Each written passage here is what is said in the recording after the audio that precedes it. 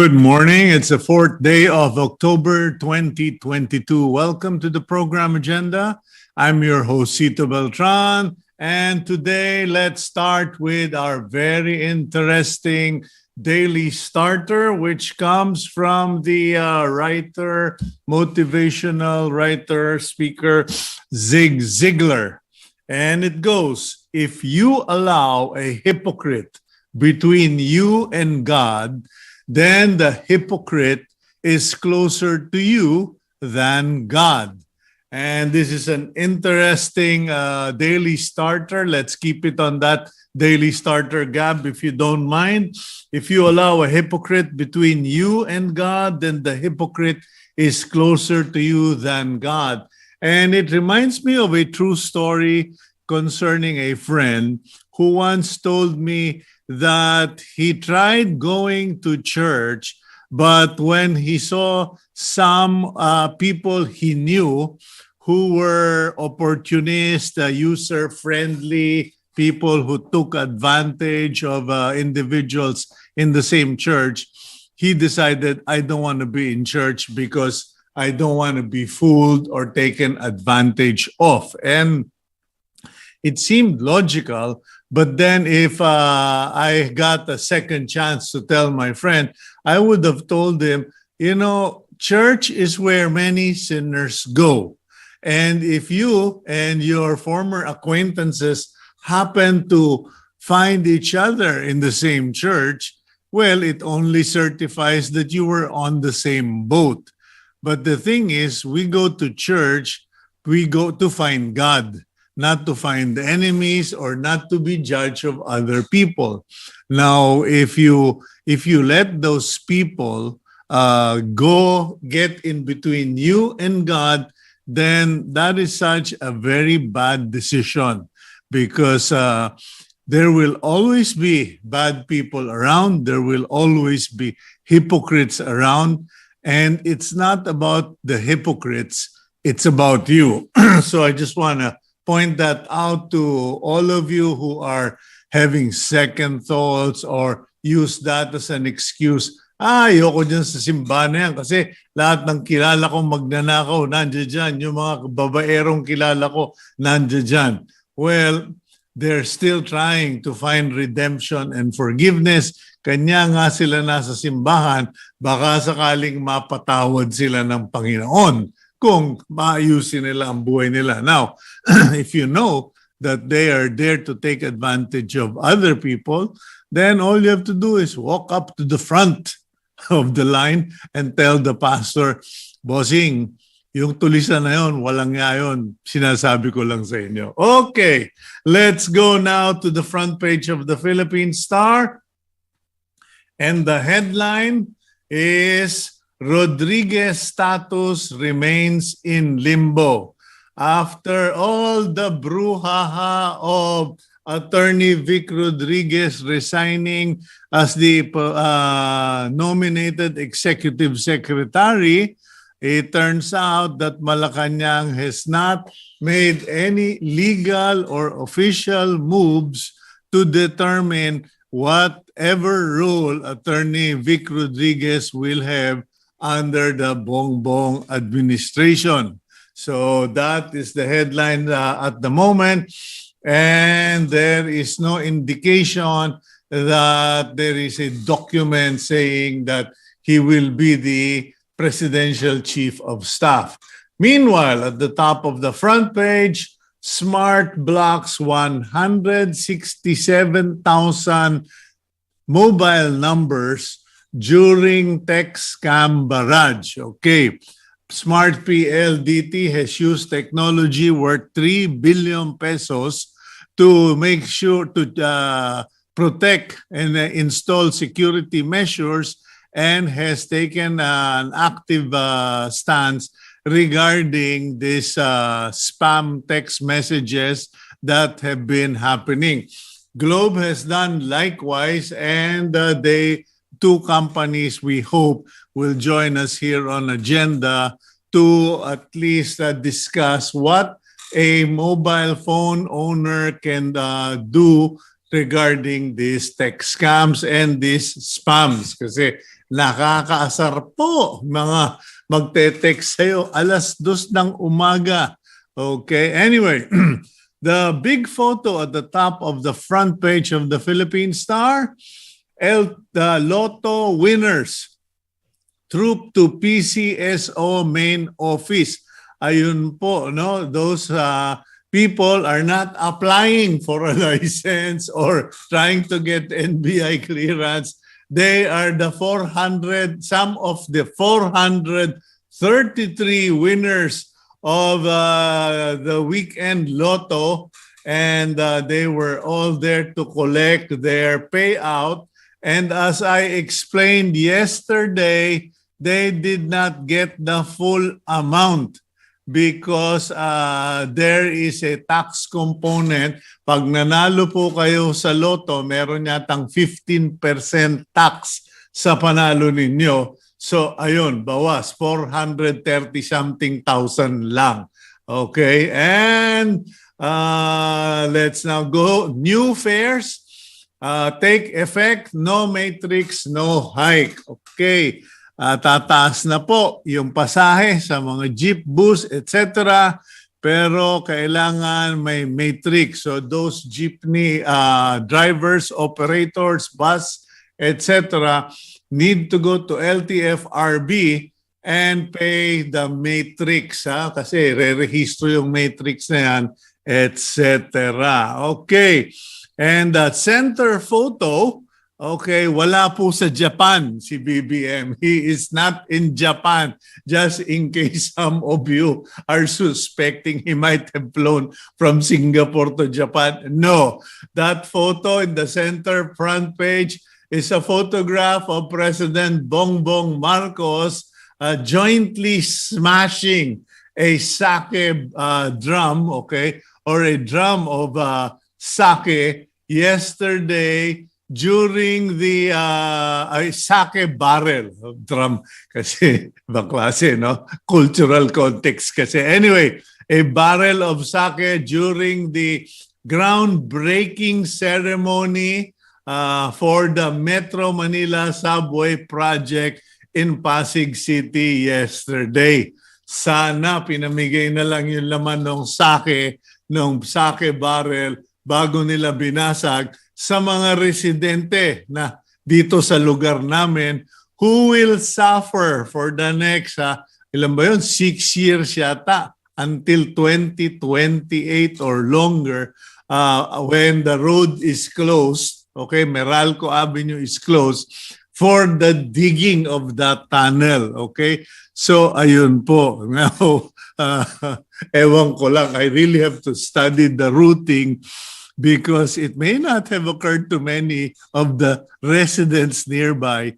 If they're digging the tunnel, how is that tunnel going to affect people's homes? Kasi medyo bigla ko napaisip huhukayin nila underground. Under the houses, or will this be under the roads only? Anyway, just something that really needs to be explained, and unfortunately, the past administration kept talking about the project but did not do enough to talk about the pathway, the process, etc. So, moving on, we have BBM touts merits of Metro Manila Subway and groundbreaking. Nagbigay ng speech si BBM.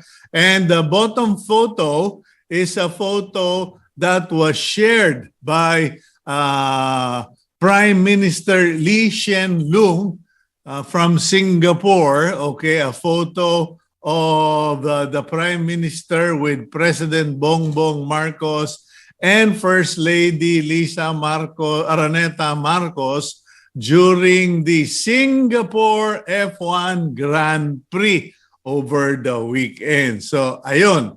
And adjacent to that, Palace confirms Marcos' productive trip to Singapore. Productive! Nanood ng karera habang binatikos ng mga nasalanta ng bagyo. Okay? And while all of that is going, the Energy Regulatory Commission rejects Meralco San Miguel Corporation rate hike petition. Okay, so that's another issue of concern because the cost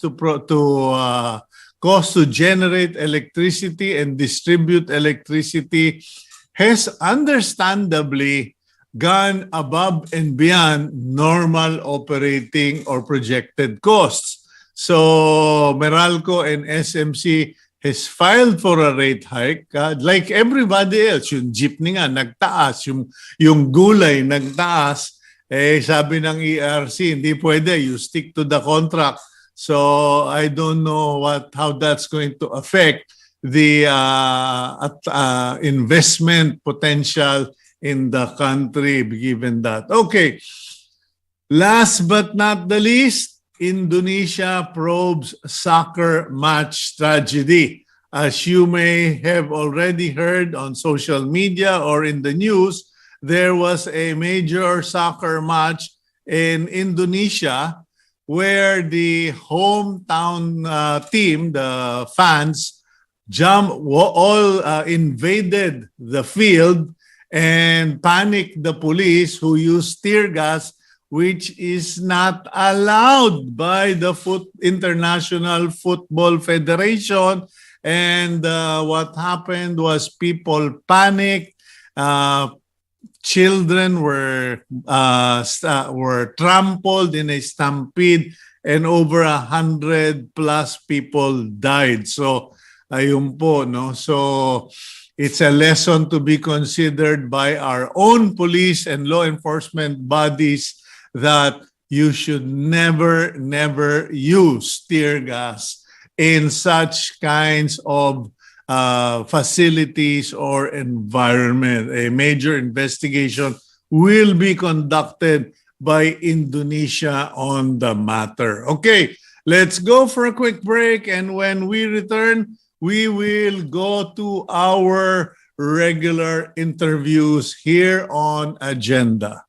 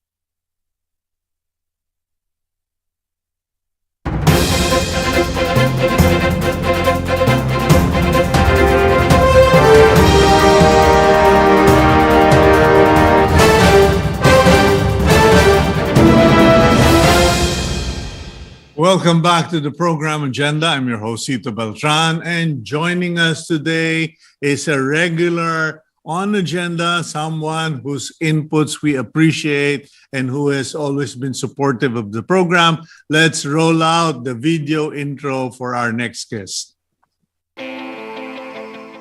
Senator Sherwin Gatchalinan is currently the Senate Committee Chairman on Ways and Means. He is also the concurrent Chairman of the Senate Committee on Basic Education.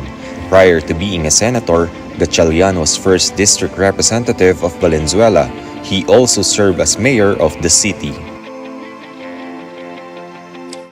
Okay, good morning, Senator Win Gatchalinan. Welcome back to the program. Good morning, Cito. Good morning to our televiewers. Okay, our topic for today is all about the Philippine Offshore Gaming Operators or operations, and you apparently are one of the active opponents of POGO in the country. Now, most people will say that's a turn of events because often people, lawmakers who sit on the Ways and Means Committee don't oppose those things as long as they can get revenue for the country. Now, what is the situation and why have you actively opposed POGO? Cito, let me just correct you a little bit, no? With all due respect. Okay. I'm not actively opposing it yet because we're in the middle of a hearing. And we conducted the hearing tomorrow. We'll have another one next week. And being the chairman, I have to be as objective as possible. Okay. Although, let me just my mistake. let me just lay down the facts. No, I'm not discounting the fact that I will oppose it in the future. But I'm just saying that we're still in the middle of the hearing, and we're gathering facts and figures. So, but let me just lay down the facts. No, and Senator Bato, in his last hearing, conducted a peace and order hearing on POGO. And from that hearing and from our hearing, here are the facts. First of all, crime related to POGO has increased from last year to this year. Last year, it's about 30% of the total KFR, the kidnap for ransom statistics. This year, it went up to 50% of the total KFR statistics. So tumaas siya this year. And then yesterday, during our hearing, the DOF categorically said that the costs outweigh the benefits because the revenues government derive from POGO is only 0.04% of GDP. And NEDA yesterday also gave a presentation. And that NEDA, although the caveat with the NEDA presentation, it's not updated, but basically it's only 0.4 of the total GDP, in terms of contribution. So in terms of overall contribution, it's very small. But if you look at the nominal figures, the hard figures itself, it's quite significant. For example, in terms of overall revenues, meaning yung lahat na nakukuha natin, including from rentals, from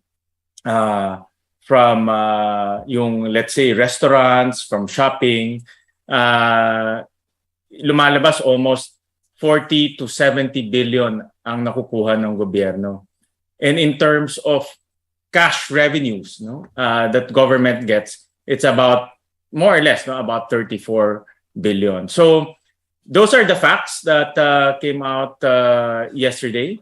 So we're still going to have another hearing on Monday. This time around, we will invite independent economists. We will also invite, of course, the POGO sector because we ran out of time. Yesterday, we conducted the hearing was about 4.5 hours.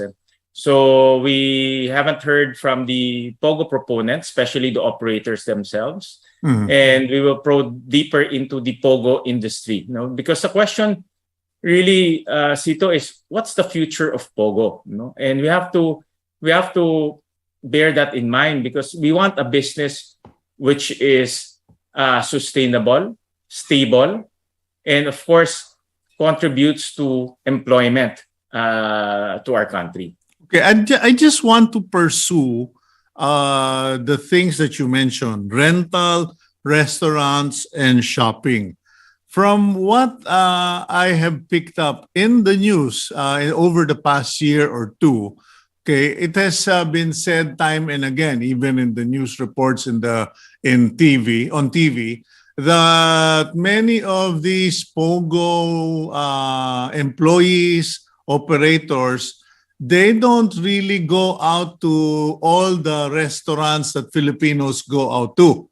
Even in places like Boracay, in Pasay, they have their own locations, their own localities. In fact, near the Manila Bay area, there is a block there where every driver, Grab driver, or street sweeper will tell you, hindi po, ito po, Chinatown po ito. Hindi po ito Pilipinas. Ganun ba? So I just want to point that out, Senator. Second, regarding the rentals, it has been brought to my attention that a number of these rentals belong to certain personalities. In fact, one of them was even a current cabinet member was even, I think, falsely accused na kanya sumusuportahan kasi umuupa sa kanya yung POGO eh.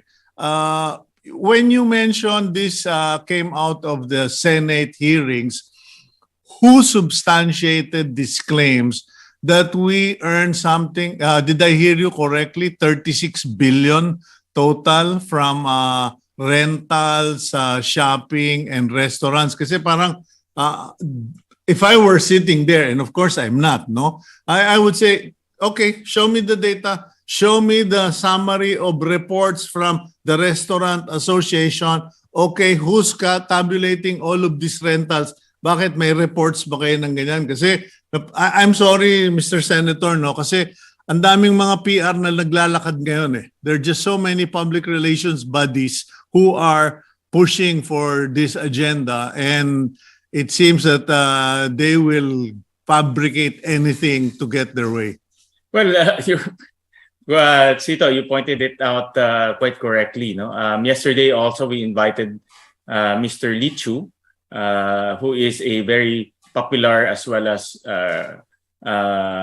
famous property consultant here in our country, and his estimates in terms of revenue to government and revenue to the private sector is about 200 billion, about 180 billion to about 200 billion in terms of revenue. So his comment yesterday, if we will not allow POGO anymore, we will stand to lose about 180 to 200 billion.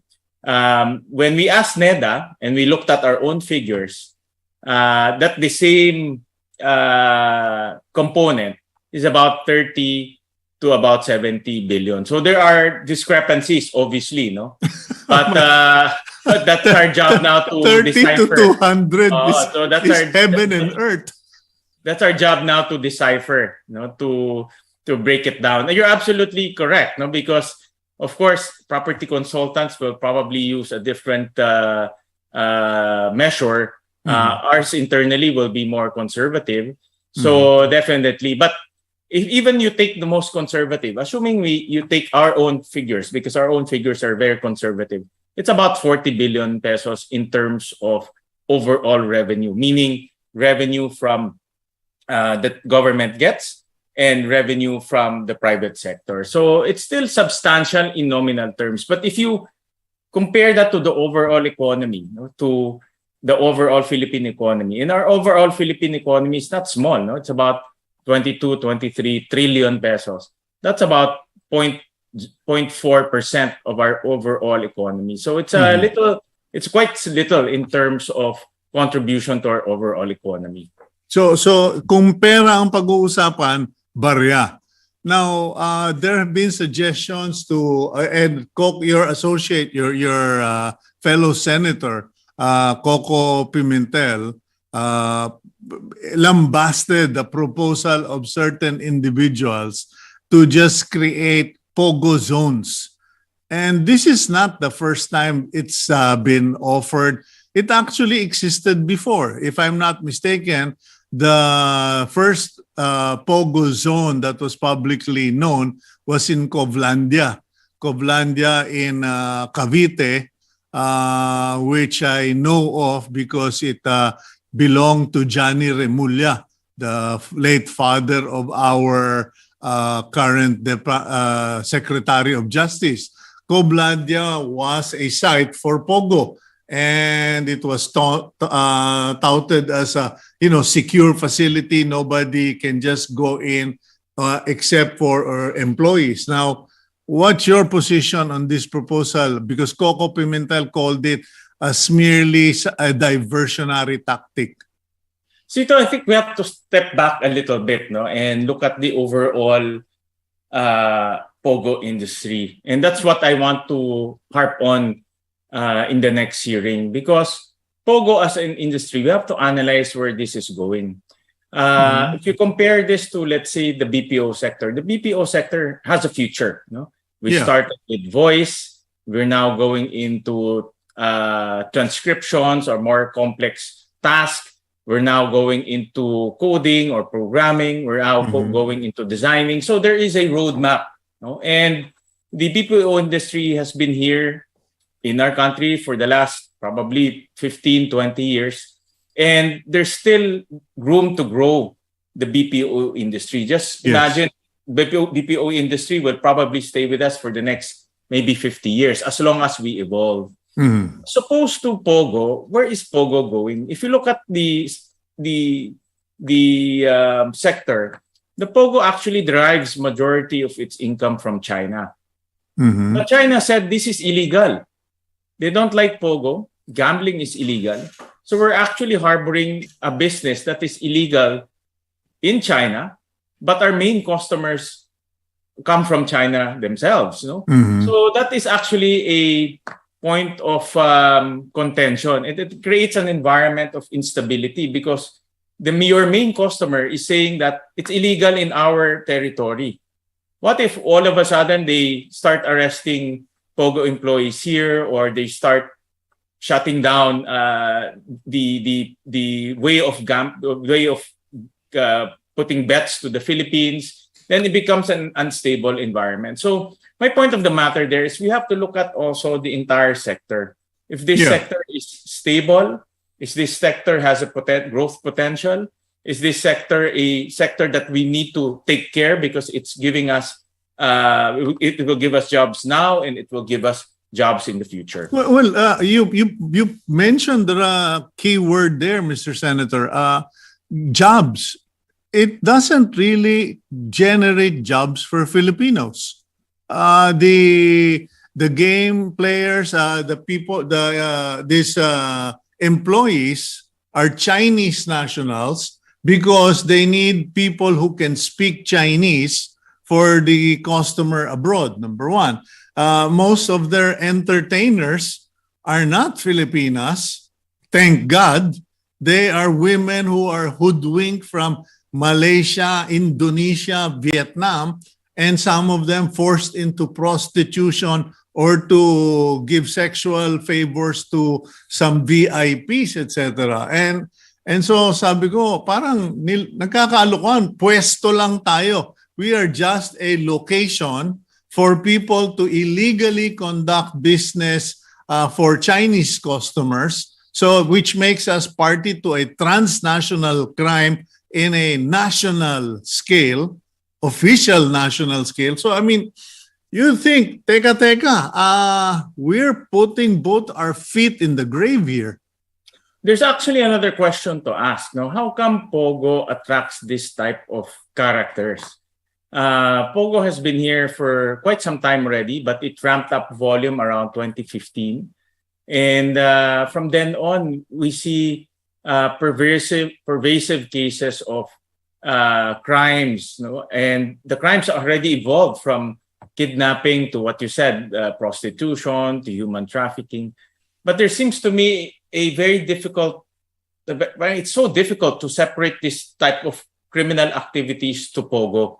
No? And of course, our police have been trying their best to prevent also this type of criminal activities to come, and to penalize those who are involved in that. But it seems to me that it's not denting. It's not doing anything, no. And we still have that. In terms of employment, just to share with you, you're also correct, no. In the hearing, it came out that at best there are about, to date, 40,000 employees in POGO registered. Cito, we don't know the unregistered, of which 20,000 are Filipinos.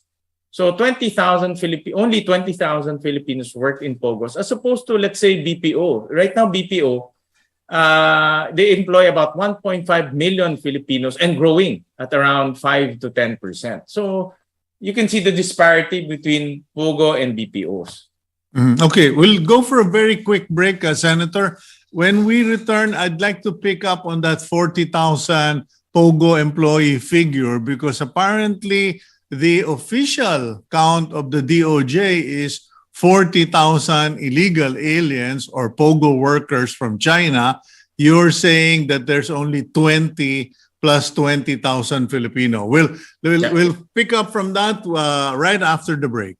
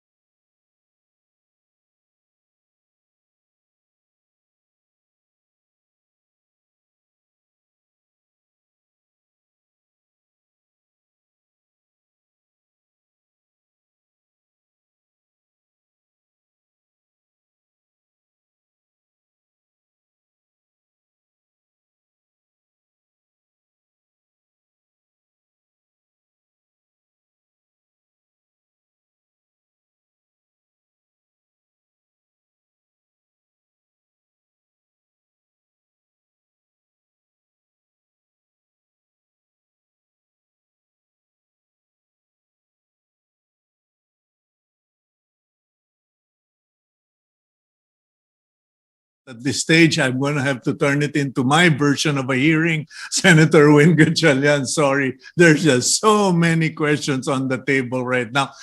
You mentioned 40,000 POGO employees and you said 20,000 are Chinese nationals, 20,000 Filipinos. However, DOJ in their numerous or at least several announcements said 40,000 nationals. Now, how do we know the real figures? Because one would imagine if these were legal, there would be a list with the Bureau of Immigration. Yeah, you're absolutely correct. No, there's so many. Again, with employment, there's so many figures flying around, and the illegals are very hard to track. Definitely, in fact, what DOJ have uncovered is only, in my own estimations, only a partial of that, because from other sources of information, it can go to as high as 200,000 in various places. But officially, where they have alien employment permits, also certification from PAGCOR, it's about 40,000. And that includes 20,000 Filipinos and 20,000 foreigners. Okay. Now, this issue is an issue of concern because, as you mentioned earlier, China calls it illegal. It's a crime to be involved in POGO, whether you're a player or an investor. Correct. Now, when we ship back all the 40,000 or 20,000 official registered POGO individuals, they're all going to land in jail. Correct. And because of this possibility, things have been flying around town. Word has gone around, and I've received it from a couple of sources, that there are now offers. Dati pastillas. I'm going to write about it. Dati pastillas. Ngayon, laureate na may Peking duck pa. Because the price being charged for people not to be included in the return to China list goes from 1 million to 3 million. You're a senator. I don't have access to my former neighbor and friend, Boeing Remulla, but you might want to ask him about this because my sources are quite credible. And they've said, pare, 1 to 3 million. Yun ang going rate ngayon. You're absolutely correct, Cito. In fact, we checked the Chinese embassy website, on 4 occasions, they mentioned that gambling and online gambling, whether betting or being the host, is illegal. And if I understand it correctly, in the Chinese law, you can be imprisoned. You can be imprisoned for 3 years or even more, no, depending on the crime. So it goes without saying, it's common sense that if you are caught here and you will be deported to China, you'll be imprisoned not less than 3 years. So your tendency is to stay here in the Philippines, to try find out a way to, or maybe bribe or pay off someone as much as possible, stay here in the shores of the Philippines. So that's far from remote, Cito, and we'll take a look at that as well.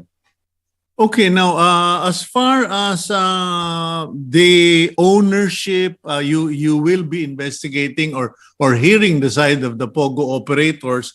Are these operations registered with the SEC, etc.? Because it has also been brought to my attention that in some cases, those POGO operations look Chinese but are actually Filipino-owned.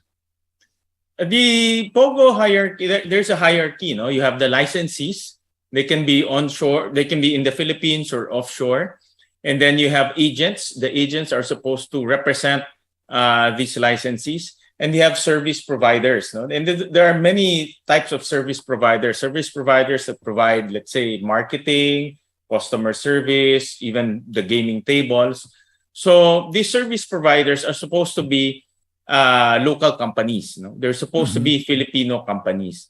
But these Filipino companies can employ foreign citizens. So we found out yesterday, in fact, it was Senator Joel Villanueva who asked this, that there are some service providers who do not even hire local or Filipinos. Some of them are 100% employed by foreigners. So these are the things we will also look at, because again, no, the whole point of this is to create employment, other than revenues being given to government, but also employment, because employment creates the trickle-down effect.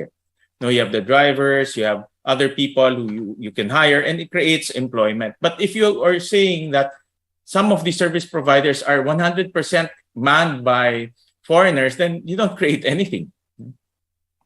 Okay, so now as far as some, I just noticed no one seems to be talking about the Bureau of Immigration's role and responsibility in this matter. Because as someone pointed out to me, why is it that the Philippines restricts, screens the departure of Filipinas at the airport? They challenge Filipinas who might be young, etc., because they might take employment abroad.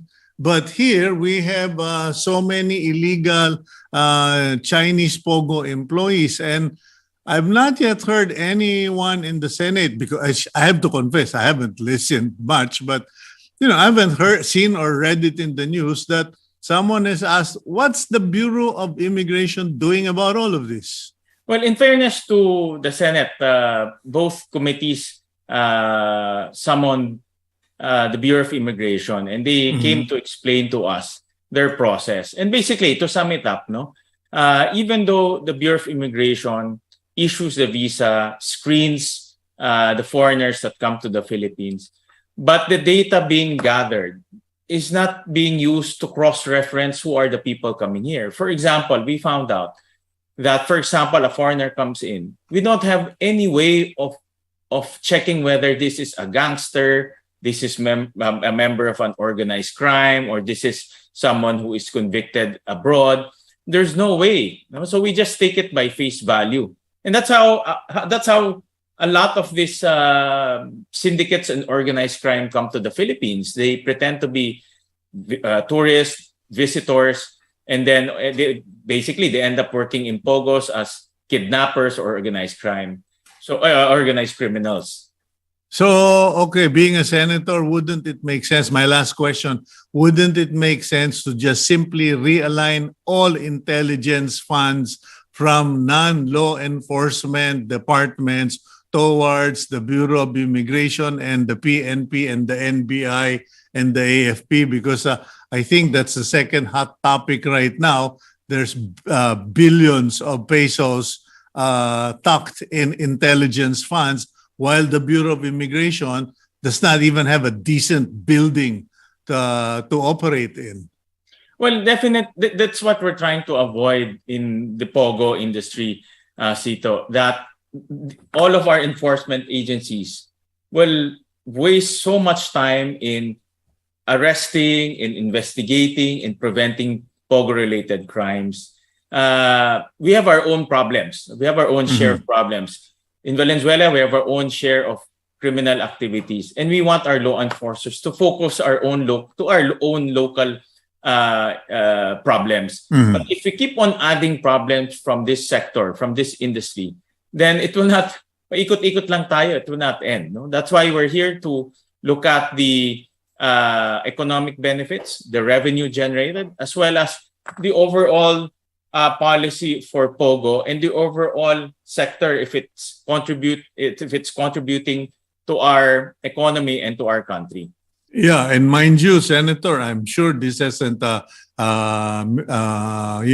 passed your attention, but the online sabong operators are all waiting on the wings, because if you guys approve the POGO, their position is, if they're allowed and they're foreigners, why not us? And we're locals. That's a whole new different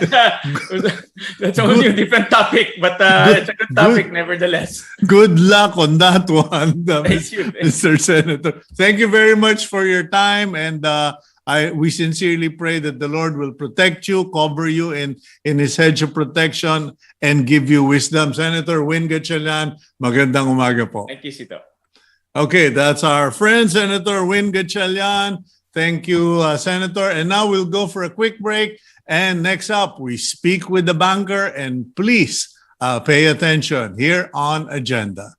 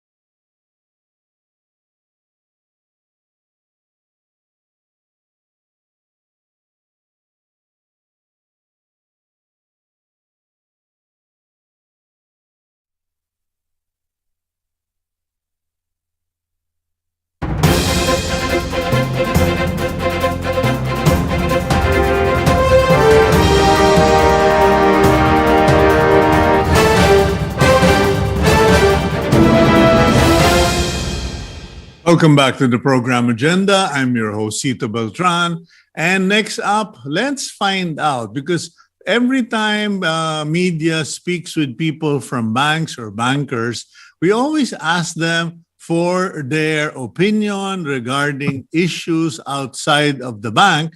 But I'm curious, what are the banks worried about?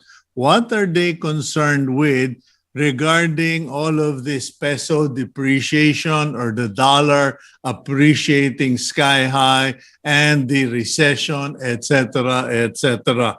Let's get to meet our next guest here on Agenda. Mike Riccafort is the chief economist of Rcbc. He has been with the said bank since 2006. Riccafort obtained his Master of Business Administration degree from the Ateneo Graduate School of Business. Good morning, Mike. Thank you for your time this morning. Good morning, Cito, and nice to be back. And to your viewers as well, good morning.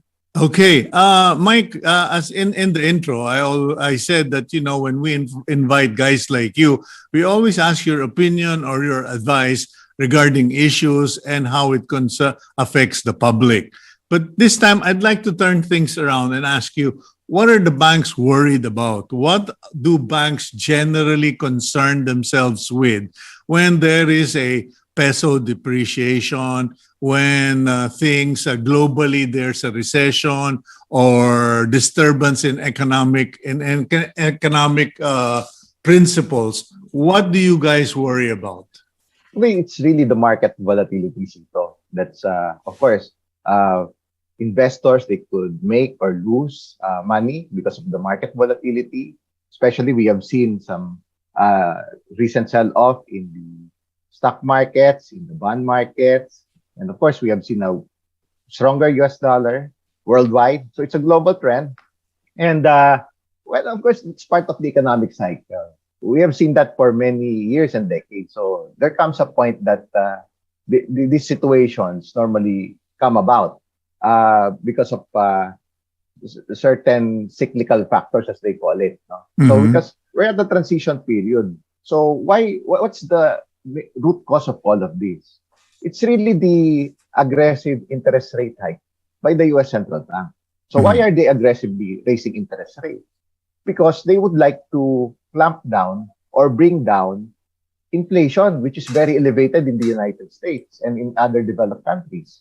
In the US, it's at the highest in more than 40 years, at 8.3%. Their inflation is much higher than ours. No? In developed countries, it ranges from 8 to 10%.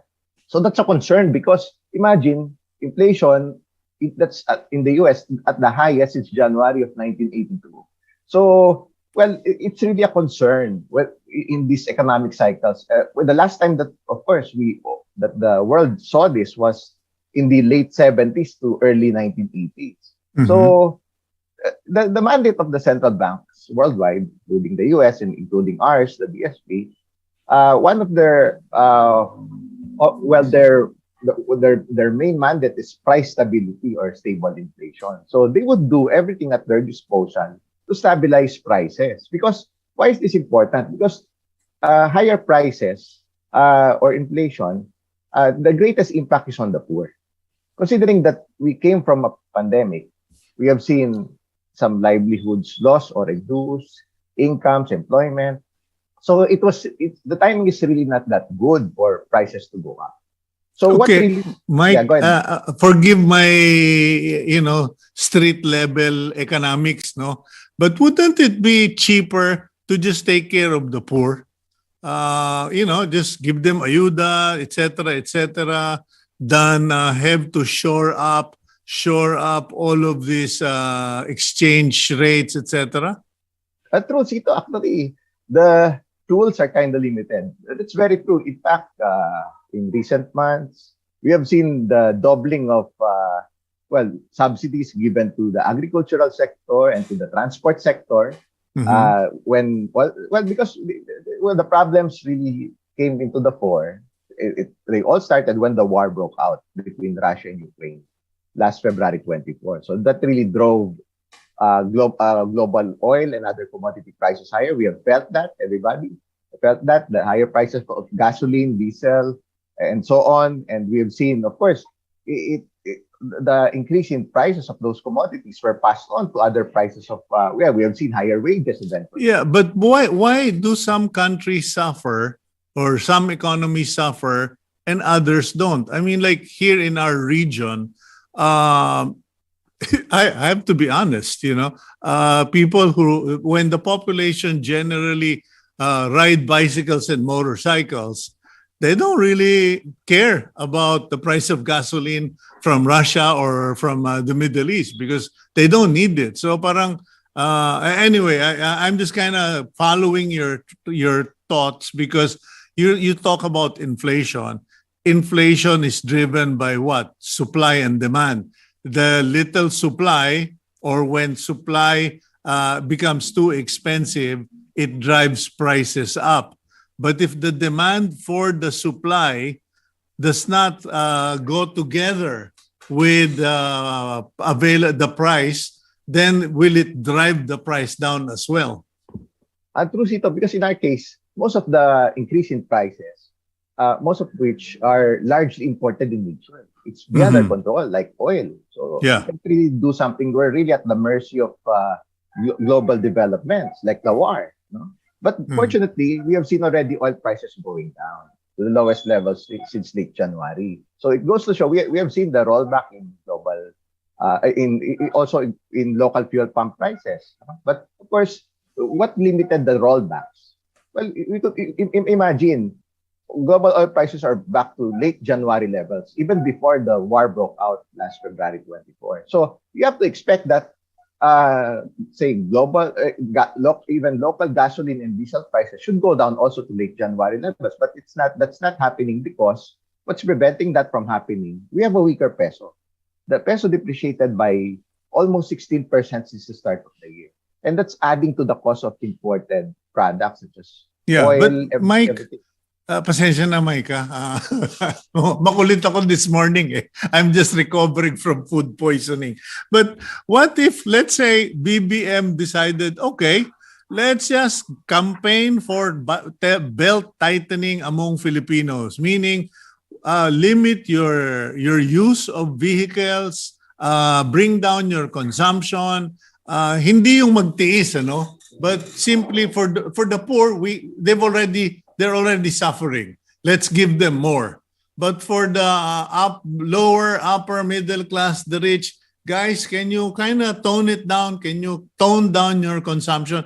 What would such an austerity measure do to all of this inflation? Because my pedestrian mentality is, well, if nobody will buy your products, we're going to force you to sell it on sale.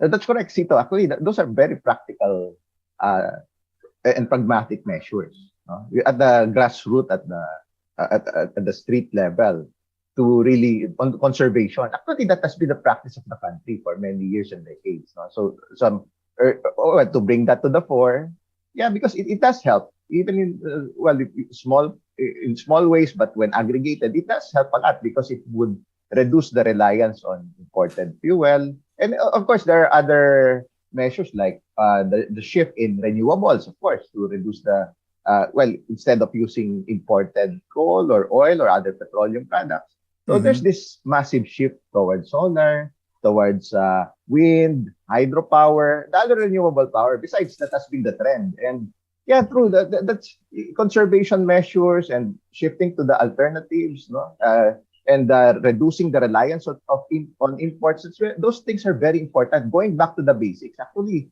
this has been the priority even in the agricultural sector, because the Philippines has been used to importing a lot because it has become cheaper to import. That has been the reality economically for the past couple of years. Which was a stupid mistake by some genius who said once that it is cheaper to import than to produce.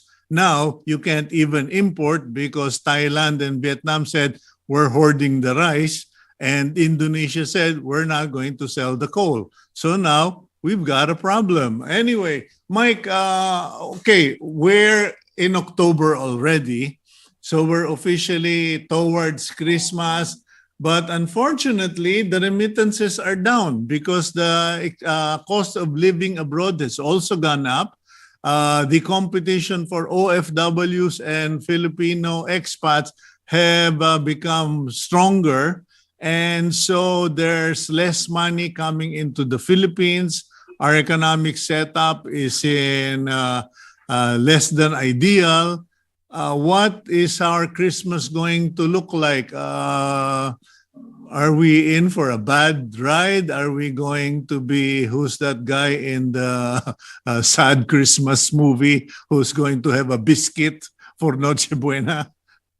Actually, Cito, it's mixed because first, our economy has reopened towards greater normalcy. Our economy is practically open. So the greatest manifestation of this is the easing of the mask wearing mandate. So there are no more limits anymore. The missing elements of the recovery, they're back to business, like tourism, even face-to-face schooling, and all the related businesses and industry. So they're in the right recovery path, so to speak. So that's one. But this is overshadowed, of course, by higher prices, higher inflation, and of course, higher interest rates. We have seen interest rates rising What? in the US. And Yeah. Yeah, Mike, but sorry, because we're down to like 3 minutes or 4 minutes. What is the fastest way of bringing the prices down? Because I've heard in the past, I've learned from the past, I'm so much older than you. So we've seen this problem before. And the fastest way is to drive the prices down so consumers consume more and money goes all around. But I don't know what steps are the most effective steps of bringing the prices down that the government can do. Yeah, because right now it's really the situation is different this time because of the imported inflation, so to speak, and and of course the peso depreciation, because of the higher dollar worldwide. So it's a global trend that's beyond our control. We're just aligned with what's happening with the rest of Asia, ASEAN, and the rest of the world, no, in terms of stronger dollar, and all of which have been driving prices. And it's not just here in the Philippines; it's also a problem around the world.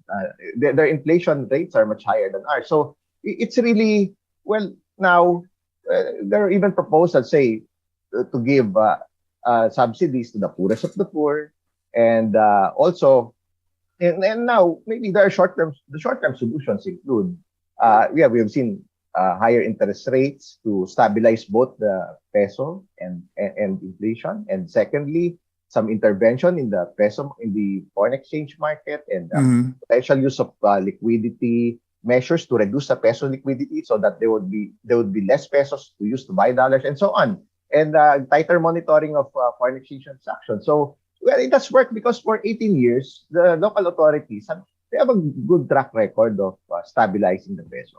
56.45 from 2004, 2005, and the last time we saw that previous record was just last month, September 1 of 2022. So for 18 good years, they had that good track record. If they want to stabilize it, they can do it. And yeah, that's one. That's going to help stabilize prices because of the important component of inflation whenever the peso is weaker. And of course, also the long-term solutions, very important, structural in nature. Because in the region, most of our neighbors are net exporting countries. So they've done it. They produce their own food.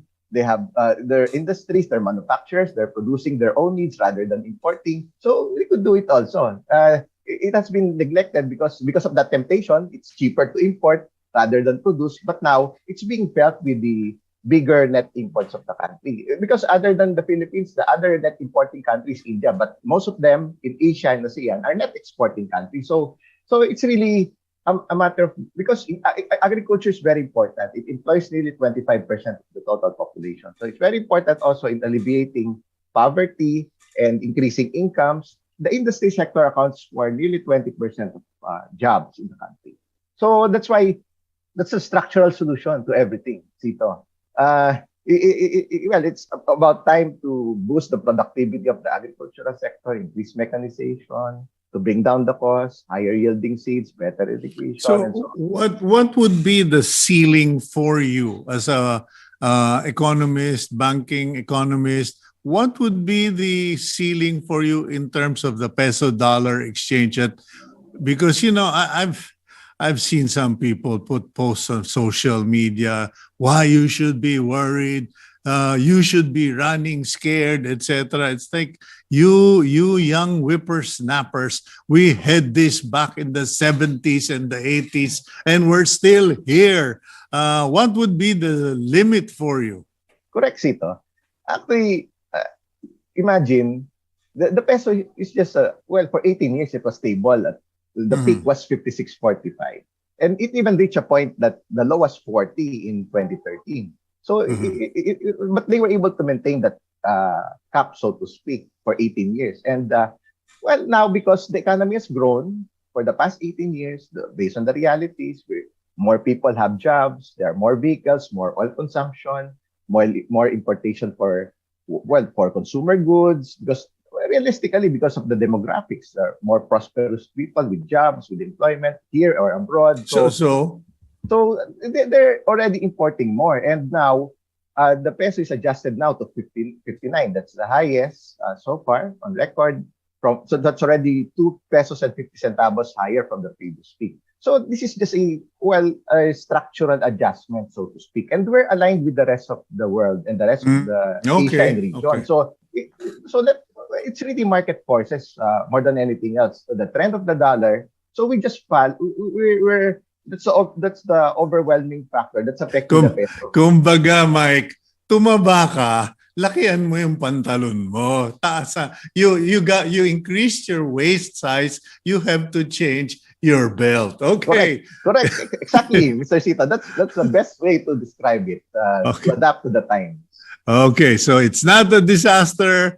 We just have a we just have a larger belt size. Thank you very much, Mike, for your time today. And I hope to have you back here again for another lecture on economics and banking. Thank you so much, Cito viewers, and always nice to be back. Okay, and we now go to our blessing for the week. And it comes from a song by J.J. Heller. And J.J. Heller, Hand to Hold. Remember that song? Give it a listen. May you never lose the wonder in your soul. May you always have a blanket for the cold. May the living light inside you be the compass as you go. May you always know you have my hand to hold. God bless all of you. Thank you for joining us this morning. Please keep it here on One News.